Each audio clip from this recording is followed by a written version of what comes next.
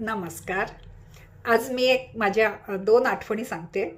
एक म्हणजे मे महिन्यामध्ये एप्रिल परीक्षा संपल्यावर एप्रिल मेमध्ये खूप मुलांना पालक पोहायला पाठवतात आणि बरेच पालक म्हणजे त्यांना मग सेफ्टी गिअर वगैरे घेऊन देतात. बऱ्याच ठिकाणी सांगितलं जातं की एकदा तुम्ही सेफ्टी गिअरनेच जर पोहायला शिकलात मग तुमची हिंमत वाढणारच नाही, तर शक्यतो सेफ्टी गिअर वापरू नका. पण पैसा आहे किंवा काही आहे, खूप जण घेऊन देतात आणि ही मुलं खरोखर पोहायला शिकायला आलेली नसतात, ही मस्तीच करायला आलेली असतात. पण जो मुलगा खरोखर पोहण्यासाठी आलेला असतो, अशा अशा माणसांवर मग ते पाणीच उडव, त्याला त्रासच दे, त्याला घाबरवूनच सोड, अचानक तो आला की त्याच्यावर स्प्रिंकल कर, आणि त्याने सेफ्टी गिअर नसतं घातलेलं, त्याला पोहायचं असतं विदाऊट सेफ्टी गिअर. अशा मुलांना हे जे सेफ्टी गिअरवाले असतात, आणि एक तर ते स्वतः पोहायला म्हणून तलावात उतरत नाहीत. तलावात उतरतात ते जिथे सेफ्टी असते तिथे उभे असतात रॉडला धरून, आणि जे खरोखर पोहायला सिन्सिअर आहेत त्या मुलांवर पाणी उडवून त्यांना त्रास देतात. हा मी प्रत्यक्ष डोळ्याने पाहिलेला अनुभव आहे. आणि मग अशा मुलांना 5-6 दिवस झाल्यावर मग तिथल्या एका सरांनी हे केलं की आता तुम्ही 5-6 दिवस झालेले आहेत, आता ही सेफ्टी गिअर काढा आणि तुम्ही उतरा खाली, कारण त्यांना ते मॅनेज करता येईना. बाकीच्या मुलांना ते त्रास देतात आणि दुसऱ्यांच्या मुलांना ओरडलं तरी ऐकत नाहीत. ते मला सांगितलं, आजपासून तुमचं सेफ्टी गिअर बंद, तुम्ही खाली विदाउट सेफ्टी गिअर उतरा. आपोआप त्यांची मस्ती, कारण त्यांना पोहायला शिकण्याची इच्छा नव्हती, फक्त ते टाइमपास म्हणून आलेले असतात. घरातल्याने भरलेले आहेत पैसे, वेळ घालवायचा आहे, येऊन पाण्यामध्ये खेळायचं आहे. आता दुसरी गोष्ट, मी जेव्हा लहान होते आम्हाला कधीच पॉकेट मनी हा प्रकार नव्हता. पण जेव्हा परीक्षेला जायचं आहे किंवा एखाद्या कधीतरी वर्षातून एकदा पिक्चरला सगळ्या मैत्रिणी जाणार असू किंवा पिकनिक अशी काढणार असू, त्याला आम्हाला 5-10 रुपये दिले जायचे. त्या प्रत्येक 5-10 रुपयातला म्हणजे 500 पैशांचा आम्हाला पूर्ण हिशोब द्यावा लागायचा, की एवढ्याचे तिकीट झालं, एवढ्याचे मी चणे खाल्ले, एवढ्याचं आईस्क्रीम घेतलं, एवढे ते पिक्चरचं तिकीट काढलं तर ह्याला इतकं लागलं वगैरे. त्याच्यामध्ये फक्त आम्ही लबाडी करू शकत होतो तर बसच्या तिकिटामध्ये. म्हणजे बसचे एक तर चालत जायचं किंवा अर्धं चालणं अर्धं बस करून त्यातले वाचलेले पैसे वाचू शकत होतो. पण आम्हाला प्रत्येक पैशाचा हिशोब आमच्या घरी तरी स्ट्रिक्टली विचारला जायचा. वडील नेहमी म्हणायचे, विश्वास तुझ्यावर पूर्ण आहे, विश्वास ह्या वयाचा नाही आहे, हे वय आहे चुकायचं वय आहे, दुसऱ्यांचं बघायचं वय आहे. हे माझ्या वडिलांचं नेहमीचं वाक्य असायचं. तुझ्यावर मला पूर्ण विश्वास आहे, ह्या तुझ्या लहान म्हणजे मोल्ड व्हायच्या लवचिक वयाचा माझा विश्वास नाही. एकदा हे वय गेल्यावर, पण मी कमवायला लागल्यावरही मला ती सवय झाली होती की प्रत्येक पैशाचा हिशोब द्यायचा. आता ह्याचा मी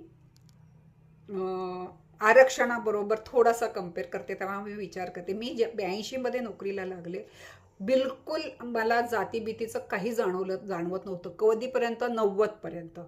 90ला एकदम जातीविषयक भरपूर झालं आणि लॉटमध्ये आरक्षित जागा भरल्या गेल्या.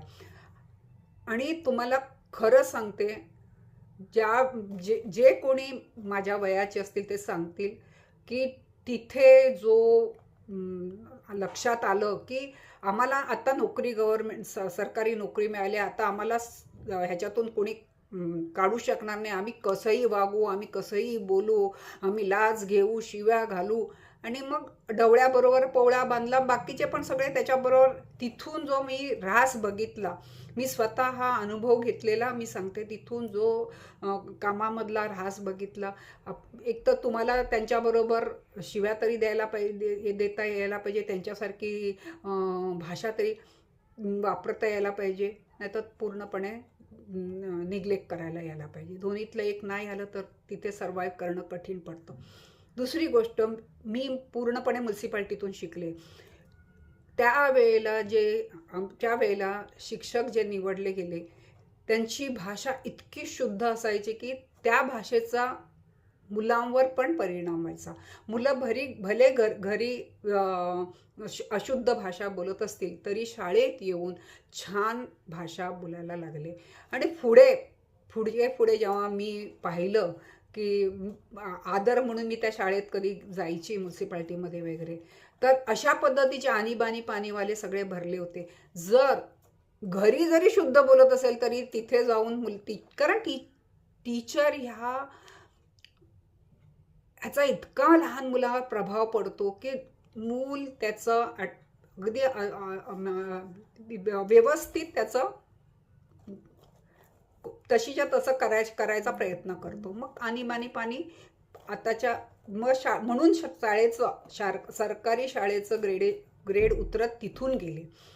हे मला वाटते. माझं जर चुकत असेल तर जरूर मला हे प्रूव्ह करून दाखवा की मी बोलते ते. त्याच्या आधी सरकारी शाळा, म्युन्सिपाल्टी शाळा खूप छान चालत होत्या. जेव्हापासून हे एकदम अतिशय आरक्षित जागा भरल्या पाहिजे, अरे पण त्यांच्यामध्ये द्या तुम्ही आरक्षित जागा भरा, पण त्यांना 1-2 वर्ष 3 वर्ष काळ द्या की तेवढ्यामध्ये त्यांनी त्या लेवलला यायलाच पाहिजे. ज्या कामासाठी त्यांना नियुक्त केलं आहे त्या कामामध्ये ते परफेक्ट व्हायला पाहिजे. त्यांच्या वागण्यामध्ये त्यांनी त्यांचा चांगलेपणा आणला पाहिजे, सुसंस्कृतपणा आणला पाहिजे.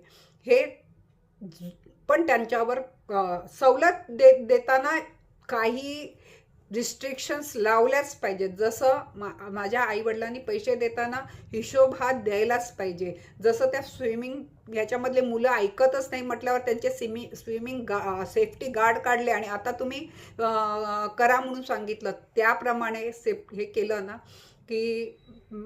आणि दुसरी गोष्ट, तुम्हाला सवलत देऊन शिक्षण दिलं, नोकरी दिली, आता तुम्ही तुमच्या समाजासाठी काय करता हा हिशोबही मागितला पाहिजे.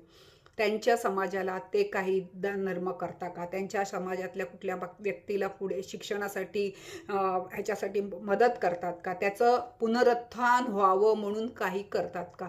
ह्याच्यावरही पूर्णपणे म्हणजे विचारलं पाहिजे. हा प्रश्न सवलत दिलेल्याच्या प्रत्येक वर्षाच्या CR मध्ये पाहिजे की खरंच ते त्यांच्या समाजासाठी काय काम करत आहेत. असं काम करत नसतील आणि फक्त स्वार्थ साधत असेल, मी आणि माझं कुटुंब असं करत असतील, मग कसा समाज त्यांच्यावरती येणार? ह्या समाजाला त्यांच्या समाजाच्या माणसाने हात देऊन वर आणलं तर तो नक्कीच वरती येईल. हे माझं म्हणणं आहे. बघा, पटलं तर मला वाटतं तुम्ही माझं ऐकता, ह्याबद्दल मी तुमची खूप आभारी आहे.